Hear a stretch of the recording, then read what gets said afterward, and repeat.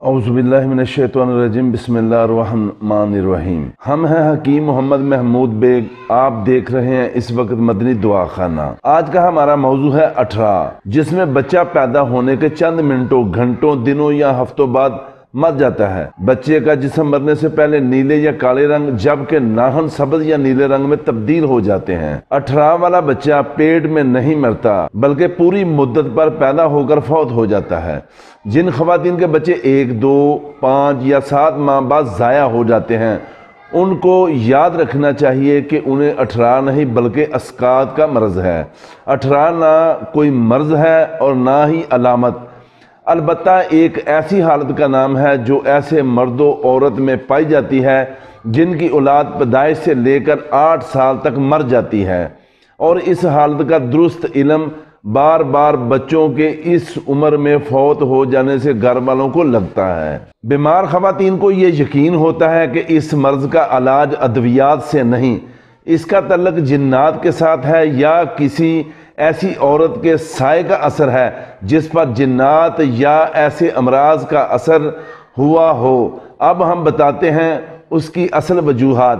ہمارے چینل کو سبسکرائب کریں، لائک کریں اور شیئر کریں۔ یاد رکھیے 18 نہ ہی سایہ، بھوت، چڑیل، اسیب یا جادو کا نام ہے، بلکہ یہ ایک جسمانی مواد یعنی خلت میں بگاڑ اور خون کی خرابی ہے جو ماں کے ذریعے جنین کی خوراک میں شامل ہو جاتی ہے، اور بچہ کی ولادت کے بعد دنیاوی ماحول میں آنے کے بعد اس کے جسم میں قوت نہیں ہوتی، جو کہ زیادہ تر ماں کے دودھ کی خرابی بھی ہو سکتی ہے۔ ماں کے دودھ کی خرابی چیک کرنے کے لیے ماں کے دودھ کو چند چیونٹیوں پر ڈال دیں تو وہ مر جائیں تو جان لینا چاہیے کہ دودھ زہریلا ہے۔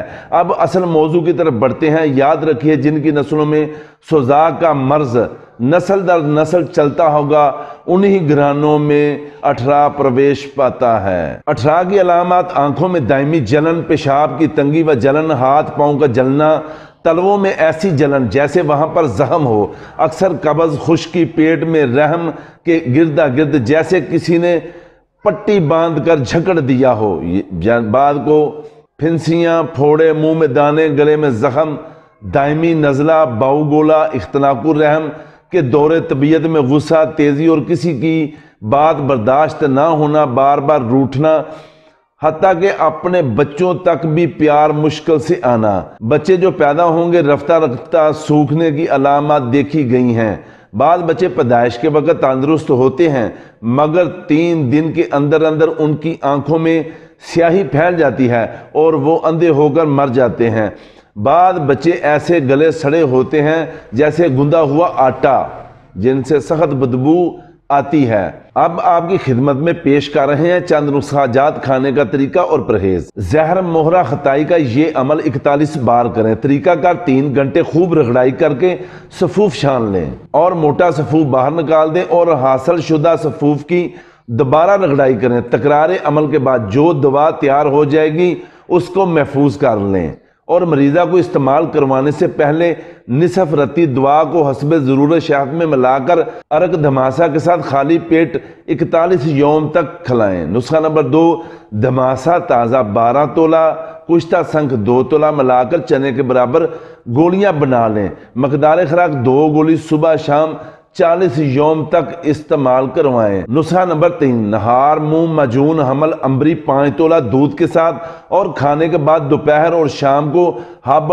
18 اور حب مصفہ 1 گولی لازمی کھائیں۔ حب 18 اجزاء: سرما سیاہ 5 تولہ، پوست ریٹھا 5 تولہ۔ طریقہ کار: اول سرما کو 5 گھنٹے خوب کھرل کریں اور یہاں تک کہ اس کی چمک ختم ہو جائے، اور پوست ریٹھا ڈال کر خوب کٹائی کریں۔ ریٹھا اور سرمے کی چمک ختم ہونے کے بعد ایک مواسا تیار ہو جائے گا، جس کو ہلکا سا پانی کا چھینٹا لگا کر منہ کے برابر گولیاں تیار کر لیں۔ گولیوں کا نام ہے حب مصفہ۔ اجزاء: رسوند مصفہ اور رب مصفہ دھماسا ہم وزن لے کر چنے کے برابر گولیاں بنائیں، ہمراہ گائے دودھ استعمال کریں۔ غذا میں کدو، ٹینڈیاں، گھیا توری، پیٹھا کدو، گاجر، شلغم، مولی، کھیرے کا سالن، کلیجی، پھپھرا، گوشت بکرا، تھوم، ادرک، زیرہ، ہلدی، کالی مرچ، نمک حسب ضرورت، دیسی گھی یا روغن زیتون ڈال کر مریضہ کو کھلائیں۔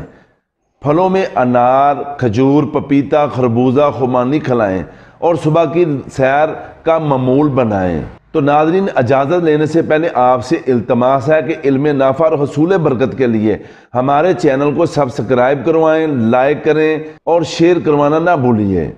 خدا حافظ۔